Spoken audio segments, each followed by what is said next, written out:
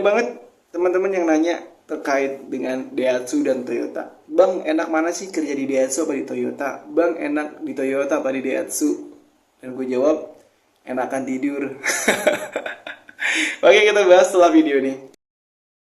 Sebelumnya, Assalamualaikum warahmatullahi wabarakatuh. Gue Agus Muhammad. Selamat datang di channel gue Agus Muhammad ya. Jadi channel Agus Muhammad ini isinya tentang storytelling. Kalau lu nyari info locker bisa cek di TikTok gue Agus Muhammad ya. Jadi gue pisah antara TikTok dan YouTube. YouTube untuk storytelling dan di TikTok untuk info locker dan segala macamnya. Untuk Q&A kita bisa bahas di TikTok. Kalau untuk storytelling atau video-video tentang cerita tentang history itu ada di YouTube gue ya. Itu untuk belajar ngomong lah ya.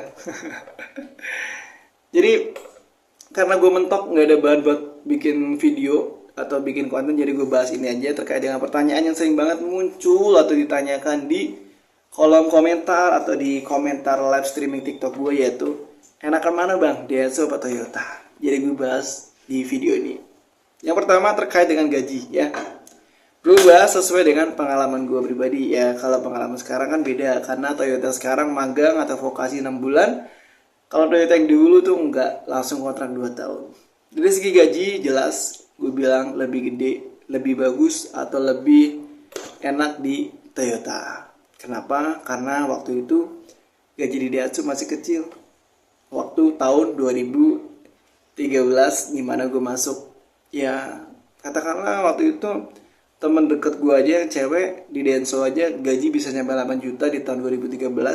Gue yang pabrik manufakturnya yang dimana ngambil barangnya di Denso itu justru malah gaji lebih kecil. Di tahun 2013 gue pernah lembur full, nggak pernah sampai 8 juta. Itu yang bikin gue sedikit gue harus cari lagi nih, gue harus cari pabrik lain. Dan di situ nongol lah ide untuk masuk di Toyota, dan ternyata alhamdulillah qadarullah gue diterima di Toyota. Itu pertama dari segi gaji. Yang kedua dari kekeluargaan. Dari keluargaan yang gue rasa lebih bagus yang namanya Toyota. Gue jadi Toyota semua ya. Gue bicara tentang real ya. Gue bicara tentang apa yang gue alamin. Jadi kalau beda dengan apa yang kalian alamin ya, mohon maaf ya. Ini bukan ajang untuk membeda-bedakan sebenarnya. Ini hanya bahan konten doang. Jadi kalau terkait dengan keluargaan, Toyota is better than Daihatsu. Kenapa? Karena yang gue rasa kekeluargaan di Toyota itu bener-bener erat banget, bener-bener melekat gitu loh. Jadi antara orang-orang yang show up itu hampir jarang gue temuin orang-orang yang show up. Show up itu cari muka ya, orang-orang cari muka, suka ngejatuhin itu jarang banget gue temuin di Toyota. Itu bagusnya Toyota di situ, men. Sorry gue ini dulu ya. Sorry skip dulu. Karena emang ini, lampunya ya. Yang pertama itu. Yang kedua terkait dengan apa udah ya? Kerjaan ya balik lagi. Kalau gue pribadi gue lebih enak di Toyota. Toyota lagi ya. Kenapa? Karena waktu gue di Toyota sendiri, gue ditempatkan di bagian Plant Administration Department atau bagian warehouse, di bagian warehouse impor lebih tepatnya ya. Jadi secara kerjaan lebih ringan ketimbang kerjaan gue waktu di Daihatsu, yaitu bagian assembling di conveyor. Itu benar-benar capek. Bahkan untuk hal paling kecil pun, kencing atau BAB itu harus ditahan dan harus di prepare segala macam. Tapi kalau lu ditempatkan di bagian warehouse, lu mau kencing jam berapapun masih bisa diatur karena gak pakai conveyor. Beda sama orang atau teman-teman yang kerja di assembling ya. Walaupun sekarang gue di Piaggio Vespa gue assembling ya. Back to basic, kembali ke pengalaman awal. Itu yang keberapa? Ketiga ya. Tapi dari segi apa ya, Daihatsu baiknya apa dari Toyota ya? Ntar dulu deh. Ya tadi udah gue bahas tentang gaji, kedua tentang kekeluargaan, ketiga tentang kerjaan lebih capek mana, lebih capek di Daihatsu, lebih enak di Toyota karena gue warehouse, di Daihatsu gue assembling. Dan keempat terkait dengan style atau gaya hidup. Gue gak pungkirin ya, walaupun Toyota itu gajinya lebih gede daripada Daihatsu, tapi dari segi style atau gaya hidupnya karyawannya itu lebih sederhana Toyota. Gue mohon maaf karyawannya Daihatsu, maaf banget. Gue lihat sendiri guys, teman-teman yang di Daihatsu itu terlalu apa ya, yang gue lihat itu terlalu hedon gitu loh ketimbang teman-teman yang di Toyota. Padahal secara gaji itu beda ya. Kita ngomonginnya apple to apple ya, kontrak to kontrak, kartap to kartap. Jangan lu bandingin magang sama kontrak ya, pasti jauh. Kalau karyawan Toyota yang gue lihat lebih sederhana ketimbang teman-teman yang di Daihatsu ya. Mungkin karena udah banyak duit, ngapain harus dipamerkan gitu loh ya. Enggak, gue nggak bilang orang-orang Daihatsu pamer, enggak, jangan salah paham. Dan selanjutnya lagi,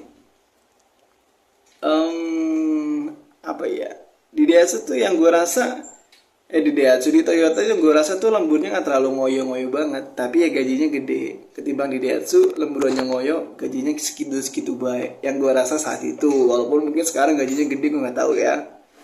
Karena kalau kita bahas masalah gaji ini sensitif guys. Cuman ya, coba tanyakan sama karyawan Daihatsu, mau nggak kerja di Toyota? Gue yakin pasti 99% bilang mau. Siapa yang nggak mau di Toyota? Cuman kita lihat aktual sekarang udah ada pabrik listrik, mobil listrik sudah mulai bersaingan. Bahkan ada BYD sekarang udah pabrik bangun di Indonesia, di Subang. Dan nggak menutup kemungkinan ini bisa menjadi ya penggoyah atau bisa menggetarkan suasana pabrik di Toyota dan Daihatsu. Karena ketika mungkin nanti listrik bakal naik, mobil yang non listrik bisa down, bahkan mungkin bisa off. Seperti kita tahu cerita kelam pabrik Nokia atau HP Nokia, dari Symbian kalah dengan BlackBerry kalah dengan yang namanya sekarang Android. Dan mungkin next time Android bakal kalah dengan sistem yang baru, karena semuanya terus berganti, terus berjalan. Siapa yang nggak mau ikut perubahan, dia akan tertinggal dan dia akan hilang. Jadi ya, so far gak ada yang abadi ya. Ini bahasanya kemana, jauh banget. Oke. Dan untuk seragam, ya walaupun untuk seragam untuk sekarang ya di tahun 2024 untuk seragam, gue pribadi untuk kombinasi warna seragam, jenis seragam lebih keren orang-orang Daihatsu, lebih keren seragam Daihatsu ketimbang seragam Toyota. Karena seragam Toyota gitu doang, nggak ada istimewanya. Tapi balik lagi, rekening permatanya isinya gede. Apalagi Desember. Untuk bonus akhir tahun yang jauh masih banyak kan Toyota. Untuk apa lagi? Fasilitas kesehatan atau jaminan kesehatan sama aja.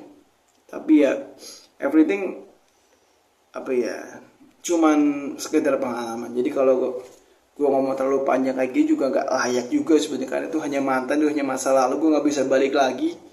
Ibarat kata kalau pernah pacaran sama Raisa dan lo putus, nggak mungkin bisa balik lagi kan. Jadi ya buat apa diomongin. Tapi udah, karena ini kadung ngomong sampai 8-10 menit ya terlanjur. Kalau kalian gimana? Kalau teman-teman nilainya gimana? Mending kerja di Daihatsu apa Toyota?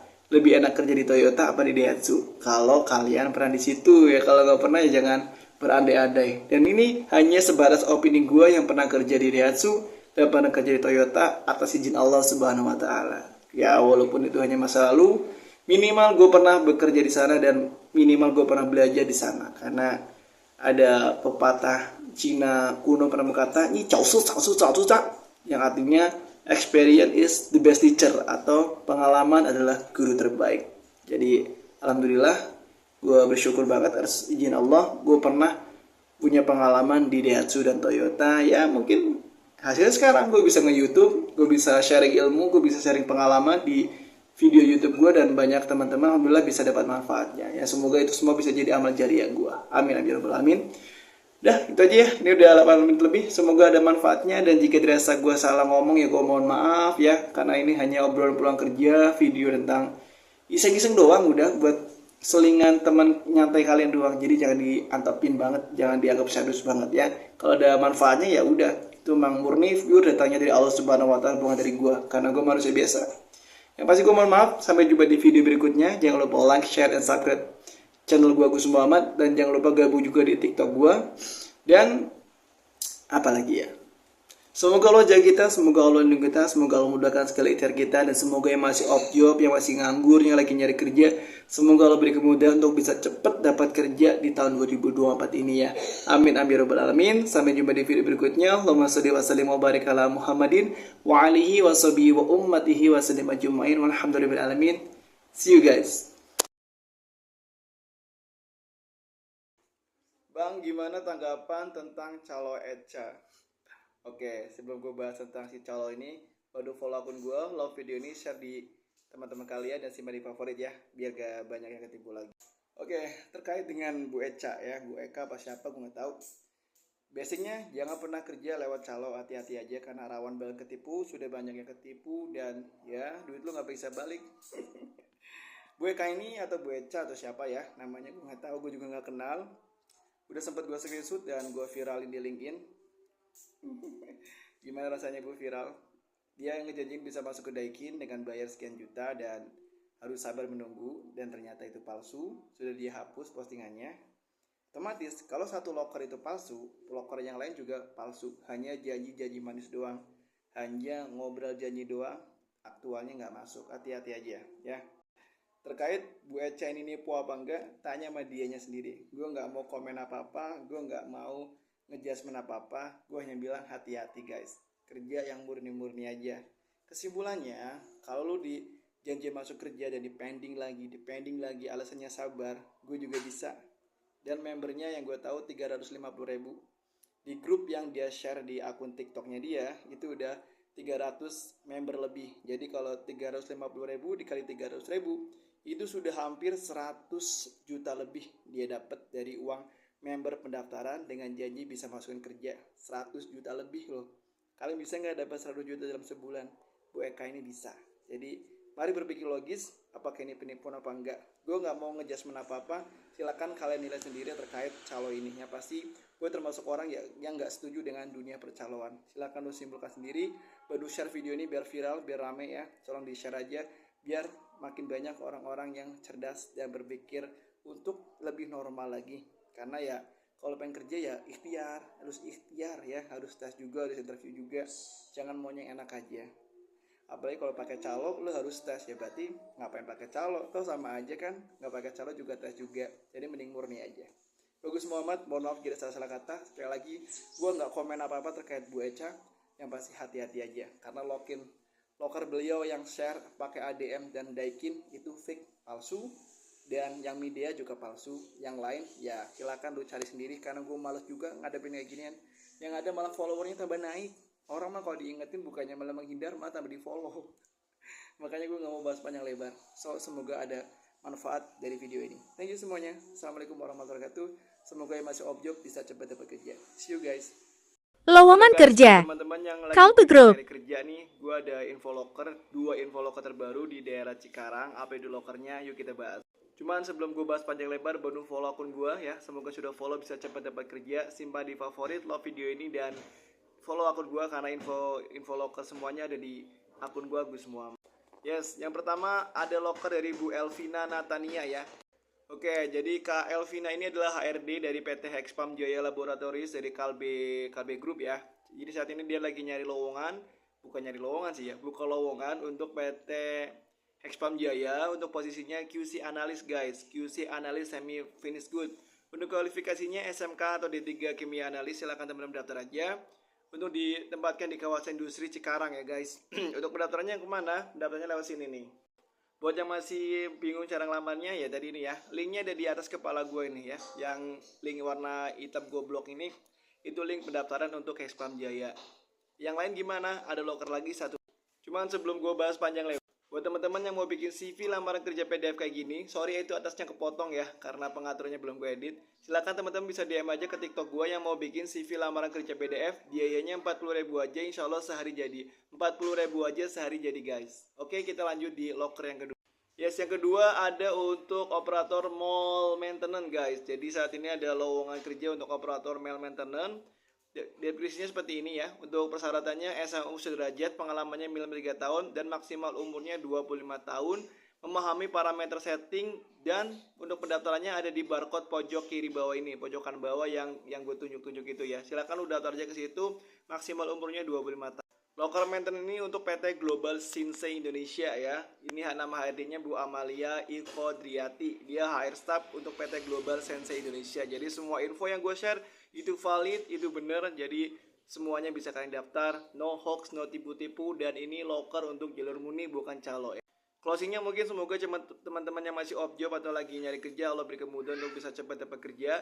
Yang mau bikin CV lamaran PDF keren kayak gini, kalian bisa DM aja ke TikTok gue, biayanya 40.000 aja. Bang, gue pengen yang polosan, yang ATS bisa, ATS juga bisa, itu malah gampang. Silahkan DM aja, cukup 40.000 aja, biar setelah jadi lu tinggal kirim foto-foto berkasnya, kita bikin, kita scan pakai AI. Bagus Muhammad, sampai jumpa di video berikutnya. Jangan lupa follow yang belum follow, semoga sudah follow bisa cepat dapat kerja. Dadah, see you guys. Oke guys, buat teman-teman yang masih bingung gimana caranya bikin CV lamaran kerja PDF, yang CV surat lamaran berkas-berkas jadiin satu file PDF buat ngirim lamaran via email maupun Google Form atau yayasan, kita bisa bantu proses pembuatannya guys. Barangkali kalian nggak bisa bikinnya, kita bisa bantu proses pembuatannya. Biayanya cukup 40.000 aja sehari, jadi kita bisa bikin semaksimal mungkin, sebaik mungkin buat teman-teman. Jadi kalau teman-teman berminat bikin CV lamaran kerja PDF yang masih bingung caranya, DM aja, bisa kita bantu sehari jadi. Oke, thank you semuanya. Jangan lupa follow video ini, jangan lupa follow akun gue, semoga sudah follow bisa cepat dapat kerja. Wassalamualaikum warahmatullahi wabarakatuh. Allahumma shalli ala Muhammad wa Muhammad walhamdulillah. See you guys.